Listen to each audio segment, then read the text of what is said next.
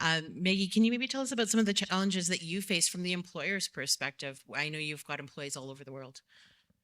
Sure. I would say the two that come top of mind, you've already nailed one of them, and that's compliance. I think that's a real struggle, especially, as a US employer, and I'm from California, so we operate like our own country. We're used to a lot of red tape.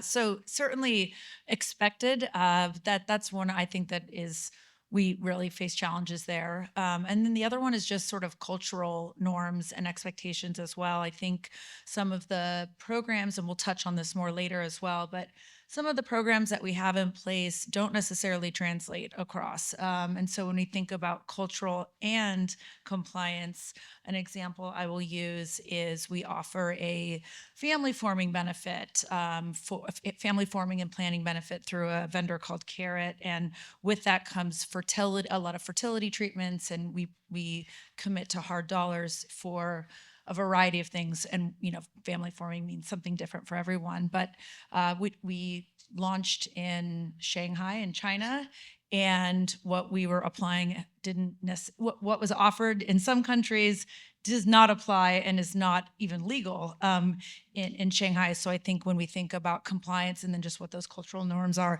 those are the two that we really struggle with. All of the things matter. I love how you lined it up with a bunch of things that start with C, but those are the two that tend to be top of mind, and the two that I think if you can nail those two, you're on a good track. I would agree. We have a lot of clients from a multinational perspective with programs like your Carrot that we're talking about, where and we heard from Leanne today and from Terry that those ancillary family benefits, family planning, women's health, very important, but they don't always translate to all countries. So very North American specific.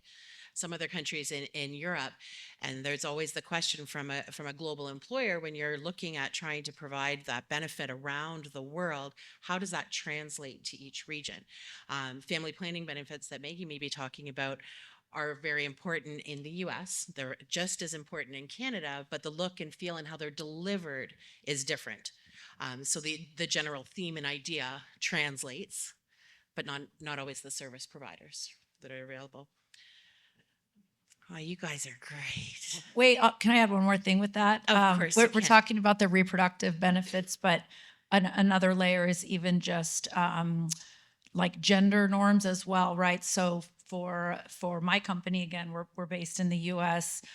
We're really big and pro as a company, and very open about that, about being, coverages and benefits and services being available to all families, all, same-sex couples, all of those. And again, that's another one that can be quite taboo depending upon where you're at. So trying to balance sort of your company culture with, again, cultural and compliance and legal norms. So that's like another piece just beyond the reproductive rights. So, or, Absolutely. offerings. And that goes along with that whole DEI and B and belonging, Absolutely. but it might not give a sense of belonging depending on where you are in the world.